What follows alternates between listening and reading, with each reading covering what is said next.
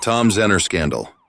Tom Cruise is very sensitive to anyone even intimating or suggesting that he might have homosexual tendencies, and he'll spend half his fortune to put that fire out if someone alleges that he's gay, which is precisely what happened a couple of decades ago. An individual who's a male hustler, street hustler, and a gay porn actor alleged that he had sexual relations with Tom Cruise in London while he was shooting Eyes Wide Shut with his then wife, Nicole.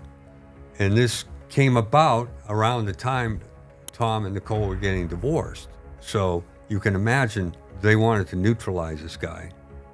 And because he was going to write a book, and he was wanted to sell a story to the Inquirer about it. And so I was assigned to track him down. Tony Pellicano, by the way, who's a fixer of fixers.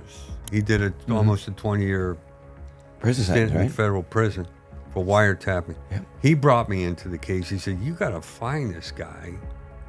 I don't know who this guy is, but you need to find him and get him in here so I can interrogate him. He didn't say question him. He said interrogate That him. has special meaning for him.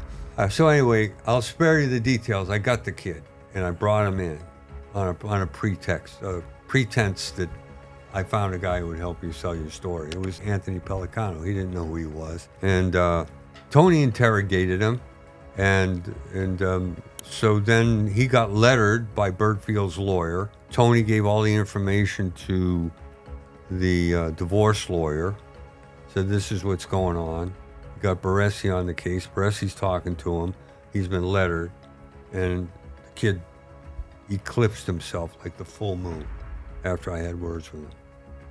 And do you know, he's a nutcase right now, and he still holds animus toward me. Wow. So Pellicano didn't even have to ask him a question. You handled it all. I handled it. Okay. And, So and why I would put that that make fire, I put that fire out. So why would that make you not like Cruz? And by the way, for the record, I like Cruz that he does the stunts like that. I think he's like No, I'm wow. not saying he's not a great stunt artist and all that stuff. He is but as a person, I you're just think there's something.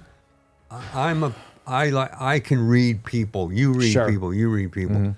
I read people, and I think I do a pretty good job reading people. And there's just something there that doesn't seem real to me. Okay, I'm not saying I'm 100% right. In order but there's to- just something that doesn't seem But real. don't you think a guy like a Cruz has got to be so careful of everybody he meets? Yes. It's just Yeah. it's really tough to live that Well, way. it's also you you know don't what? know Look, who you or- can't stay on top of your game for that long without maybe having some things that you have to do, or maybe you're not always authentic or whatever. But I think it's also gotta be so important to have like an open mind. Like I try to judge these celebrities based on if I have any experience with them or something I've heard. I'll give you two examples. Everybody loves Bill Murray, including Cato. Cato loves Bill Murray, and popular guy, Saturday Night Live, Stripes, Caddy, or all those movies back in the 80s.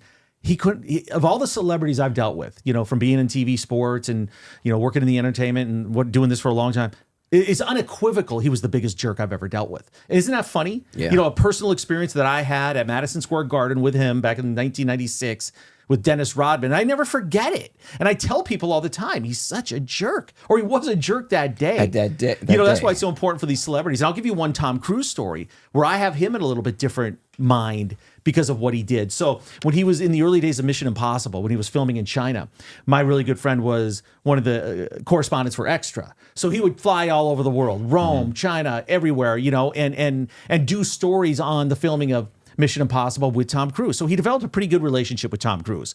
So my buddy ended up playing basketball with me and blowing out his knee, unfortunately. It was an accident, but it happened while we were playing one-on-one. So he was incapacitated for the premiere of one of the Mission Impossibles. He had just had knee surgery, like ACL. So when Cruise is at the, doing the red carpet at the premiere, he talks to a producer at Extra who is interviewing him. He goes, "Hey, where's John? How come he's not here today?"